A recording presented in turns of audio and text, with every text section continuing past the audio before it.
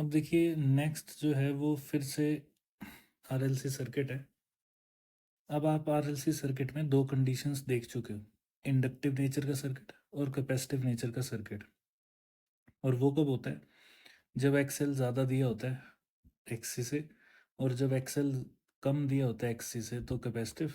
XL ज़्यादा होगा तो इंडक्टिव टाइप सर्किट। तो ये आप आरएलसी सर्किट में देख चुके हो। तो इसके दो केसेस हमने बना लिए हैं, ये पूरे के पूरे दो दो केसेस हैं, ये और ये। ठीक है, तो ये दो केसेस हैं। अब आते हैं तीसरे केस पे। तो ये आप सब कुछ देख चुके हो ऑलरेडी। ये फेजर डायग्राम बनाया था हमने। देखो ये एक के लिए बनाया है ना, दूसरे के लिए फर्स्ट ये वाला नहीं बनाया, डायरेक्ट सॉल्व कर दिया हमने। और ये एक क्वेश्चन भी किया था। अब चलते हैं रेजोनेंस कंडीशन पे। तो देखो बड़ी आसान सी और बड़ी इंपॉर्टेंट भी है। तो रेजोनेंस कंडीशन में क्या होता है? रेजोनेंस कंडीशन में आपके पास ये कंडीशन दिख रही है आपको, XL is equal to XC वाली। ये कंडीशन वैलिड होती है। जब ये होगा तो इसी को रेजोनेंस कंडीशन भी बोल देंगे। और क्या क्या होता है इस पे, तो मैं यहाँ लिखते जाता हूँ। सबसे पहला आ गया XL is equal to X C. इसका मतलब है इनके अक्रॉस जो वोल्टेज ड्रॉप होगी वो भी बराबर होनी चाहिए, तो V L is equal to V C. फिर उसके बाद XL X C V L V C. और अब देखो z की वैल्यू क्या होती थी हमारे पास, अंडर रूट ऑफ आर का square plus XL minus X C का होल स्क्वायर, यही बनती थी। लेकिन अब ये बराबर हैं तो ऑब्वियसली ये वाला पार्ट ज़ीरो हो जाएगा। तो z कितना बच गया, z is equal to R बच गया, विच इज़ सबसे कम जो हो सकता है वो यही है, मिनिमम। ठीक है, तो minimum value of resistance of circuit, जो कि क्या होगा। अच्छा, इस z को इम्पीडेंस बोलते हैं, ये भी आपने देख लिया था पहले। तो इम्पीडेंस का फॉर्मूला ये होता है, लेकिन रेजोनेंस कंडीशन में सिर्फ आर ही बचता है ना। तो ये भी आ गया। फिर उसके बाद अब z मिनिमम है तो मैक्सिमम कौन होगा फिर, करंट। तो करंट अपनी मैक्सिमम वैल्यू पे होगा, which is your E naught by Z which is R. तो E naught bye are.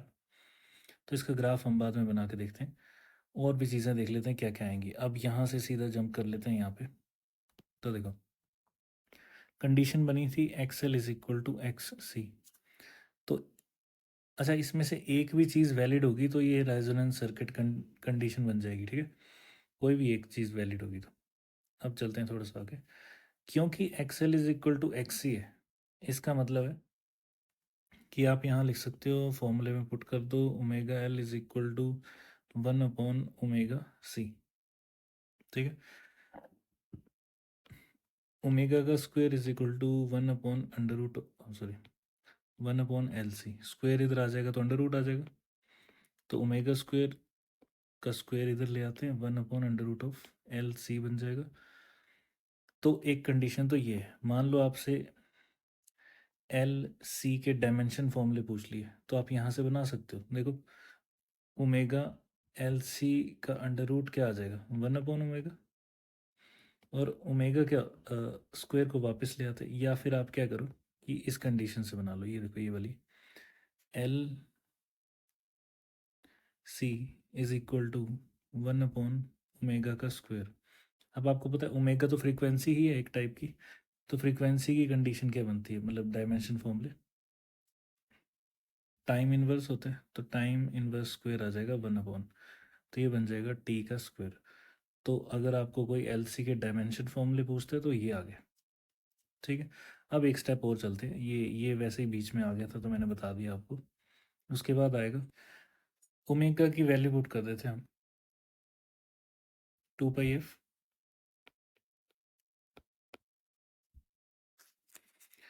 Is equal to 1/√ऑफ एल सी।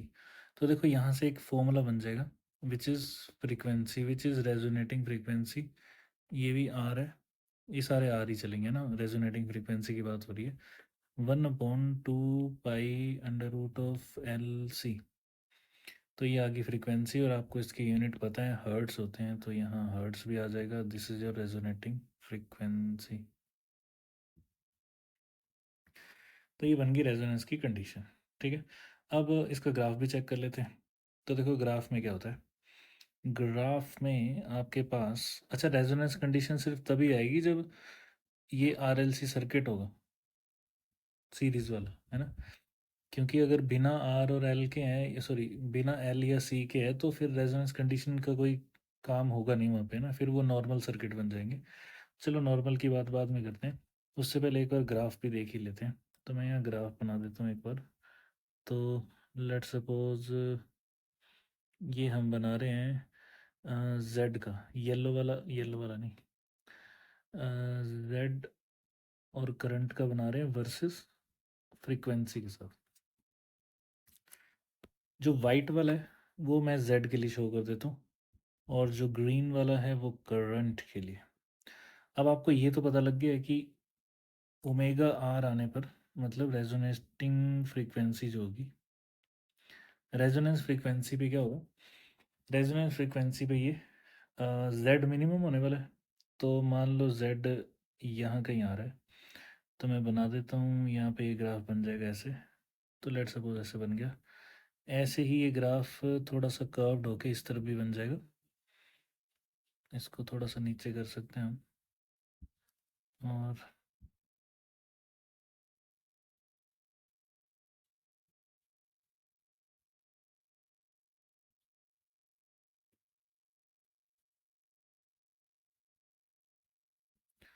ये बन गया जेड का ग्राफ। और अब इस वाली लाइन पे क्या होगा, this is Z minimum. Minimum कितना होता है, आर, ये तो आपको पता ही है। तो कब आए, जब फ्रीक्वेंसी रेजोनेटिंग हुई तब। इसी केस में करंट भी बना ही लेते हैं साथ में। तो करंट इसी पॉइंट पे क्या होगा, मैक्सिमम। ठीक है, तो करंट का ग्राफ रफली हम बना लेते हैं कुछ इस टाइप से, ऐसे करके।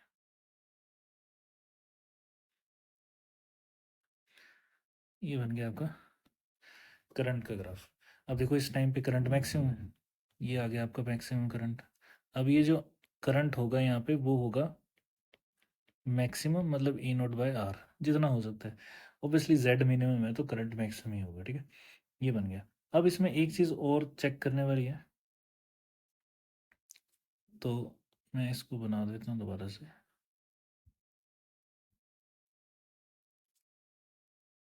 तो देखो यहाँ बना देते हैं,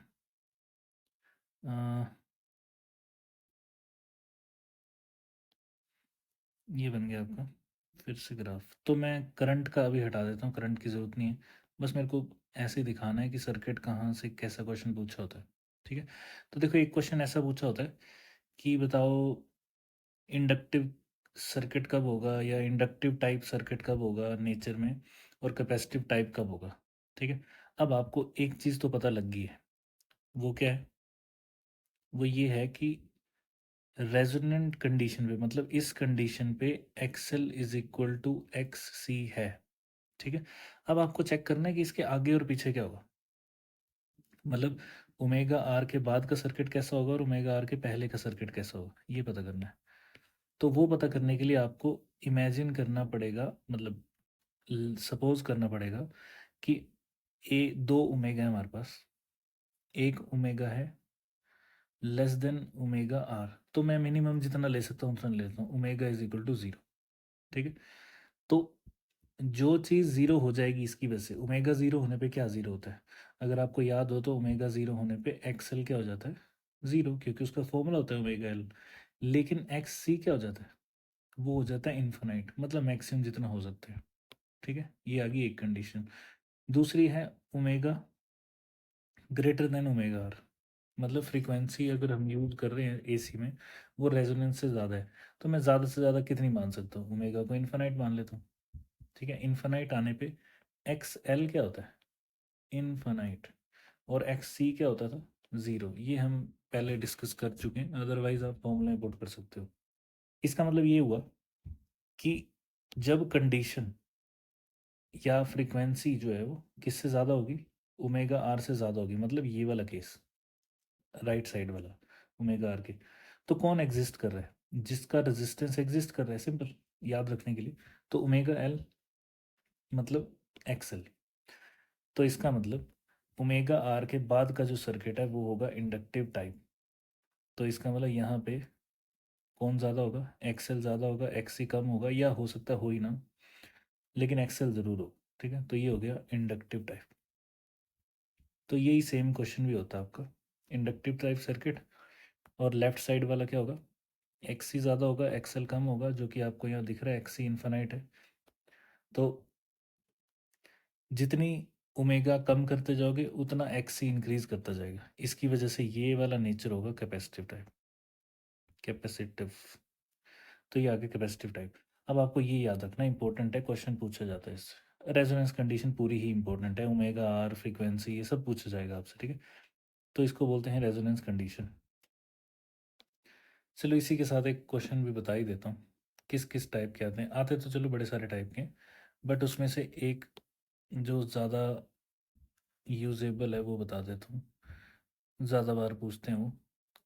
ये कॉपी कर लिया, ये आ गया यहाँ पे पेस्ट। तो मैं इसमें से ये मिटा देता हूँ, अभी इनकी ज़रूरत नहीं है, हमें तो बराबर करने हैं ये दोनों। तो मान लो कि आर की वैल्यू दी है आपके पास 4 ओम। ठीक है, एक्सएल की वैल्यू दी है 12 ओम, तो एक्सी की भी कितनी होगी, 12 ओम। तो जैसे ही आपको दिखाई दिया XL is equal to XC है, इसका मतलब है कि कैसा सर्किट है ये, XL is equal to XC है। इसका मतलब voltage across L is equal to voltage across C होगी, और होनी भी चाहिए। इसका मतलब है ये रेजोनेंस कंडीशन बन गई। तो रेजोनेंस, ठीक है। अब इसके अक्रॉस हो सकता है वोल्टेज लगा दी हो सकता है उन्होंने करंट ही दे दिया हो, वो तो चलो उनकी मर्जी है। तो ये मैं एसी लगा देता हूँ यहाँ पे, और ये लग गई आपकी AC. This is your source. अब हमें क्या चेक करना है, हमें चेक करना है करंट, लेकिन उसके लिए वोल्टेज बतानी पड़ेगी। तो मैं वोल्टेज यहाँ लिख देता हूँ, ई दी हुई है आपके पास, ई नोट। ई नोट तो क्या, ई नोट की वैल्यू दे देता हूँ मैं 20 sin of omega T plus पाई/6 ले लेते हैं। अब पाई/6 मतलब 30 डिग्री। ठीक है, अब आपसे पूछा होगा कि रेजोनेंस कंडीशन, ऐसे बोला तो नहीं होगा रेजोनेंस कंडीशन। तो देखो क्वेश्चन देने के अलग अलग तरीके हैं, हो सकता है उन्होंने ये दिया हो, सेम क्वेश्चन में हो सकता है उन्होंने ये दिया हो कि voltage across inductor is equal to voltage across capacitor is equal to something. अभी एग्जांपल के लिए बता रहा हूँ मैं, मान लो 10 वोल्ट दे दी। ठीक है, तो या क्वेश्चन और क्या दिया हो सकता है, अच्छा इसका मतलब भी क्या होगा, रेजोनेंस कंडीशन है, V L is equal to V C is equal to कुछ वैल्यू दी होगी। तो इसकी बजाय वो ये दे सकते हैं कि रेजोनेंस सर्किट है, मतलब रेजोनेंस कंडीशन है। ठीक है, और वोल्टेज अक्रॉस रेजिस्टर जो है वो 10 ओम है, सॉरी 10 वोल्ट है, और वोल्टेज अक्रॉस इंडक्टर जो है वो 20 वोल्ट है। बताओ कि टोटल वोल्टेज कितनी होगी, या और भी बड़ा कुछ जो जो पूछा हो सकता है। तो क्वेश्चन देने के अलग अलग तरीके हैं, बट आपको जो याद रखना है वो ये है कि अगर रेजोनेंस कंडीशन है तो वी सी भी इतना ही होगा, और जब आपको V R V L V C पता लगेगी तो आप टोटल वी भी निकाल सकते हो, जिसका फॉर्मूला आपको ऑलरेडी मैं बता चुका हूँ, जो कि होना चाहिए था वैसे आर, वी आर का square plus XL minus XC का whole square, oh sorry V क्या नहीं, तो V L minus V C का होल स्क्वायर। बट अच्छी बात है कि ये तो ज़ीरो ही है, तो इसका मतलब है कि ये भी कट जाएगा, तो इसका मतलब टोटल वोल्टेज किसके बराबर आ जाएगी, वी आर के। इसका मतलब सारी वोल्टेज ड्रॉप किसके अक्रॉस होने वाली है, इसके अक्रॉस, मतलब उसके अक्रॉस भी होगी, बट जनरली यही देखा जाएगा। तो ये बन गया वी टी, तो सारा वोल्टेज जो भी आएगा वो इसके अक्रॉस आने वाला है। तो रेजोनेंस कंडीशन में ये कंडीशन वैलिड होती है। अब ये आपको क्वेश्चन के अकॉर्डिंग चेंज होता हुआ दिखाई दे सकता है थोड़ा बहुत, बट कंसेप्ट ये रहने वाला है कि वोल्टेज और रेजिस्टेंस की वैल्यू रेजोनेंस सर्किट में बराबर होगी अक्रॉस इंडक्टर एंड कैपेसिटर। ठीक है, अब मान लो यहीं मेरे से पूछ लिया गया कि बताओ इसी क्वेश्चन में रेजिस्ट सॉरी करंट कितना फ्लो कर रहा है ना। तो करंट फ्लो करेगा उससे पहले रेजोनेंस कंडीशन मेरे को पता लग गई है, नहीं भी पता होगी तो भी मैं किसको देखूंगा, मैं देखूंगा कि ये एक्सएल और एक्ससी की वैल्यू क्या है, जो कि बराबर है। तो इसका मतलब रेजोनेंस कंडीशन है। इसका मतलब है कि जेड कितना होगा, Z is equal to R. XL is equal to XC तो था ही। तो मतलब वोल्टेज टोटल वोल्टेज किसके अक्रॉस ड्रॉप होगी, सिर्फ सिर्फ और सिर्फ वी आर के अक्रॉस। तो करंट कितना होगा, करंट जेड इज मिनिमम, और मिनिमम कितना हो सकता है वो 4 ओम, अदरवाइज इससे ज़्यादा ही होगा, ठीक है। तो करंट कितना होगा, करंट इज वही वापस ई नॉट बाय जेड, सर्किट का रेजिस्टेंस, जो कि बेचारा सिर्फ 4 ही बचा है। तो 20/4 which is 5 ohm, sorry 5 ampere current है नहीं। तो ये बन गया 5 एम्पियर करंट आप। तो ऐसे करके सॉल्व कर सकते हैं, बस ये करंट आ गया। इसके अलावा बाकी सारे क्वेश्चन सेम ही हैं, E R M S, E maximum, E average, I maximum, I R M S, ये सब पूछा होगा। तो जो अलग था वो ये था, बस इतना सा केस। अब अगर यहाँ आप फाई चेक करने की कोशिश करोगे तो क्या आएगा, फाई इज इक्वल टू क्या होता था, tan inverse of XL minus XC होता था, डिवाइडेड बाय आर, जो कि अब नहीं होगा क्योंकि एक्सएल और एक्सी बराबर हैं, तो ज़ीरो। तो फाई ज़ीरो हो गया, फाई इज़ ज़ीरो। तो इसका मतलब फेज़ में कोई शिफ्ट आएगा ही नहीं, जो वोल्टेज का फेज़ होगा वही करंट का फेज़ होगा। तो टोटल करंट क्या बन जाएगा, total current becomes 5 sine of omega T, जो भी इनिशियली सोर्स का फेज़ है वही रहेगा, पाई बाय 6। इतने एम्पियर आंसर।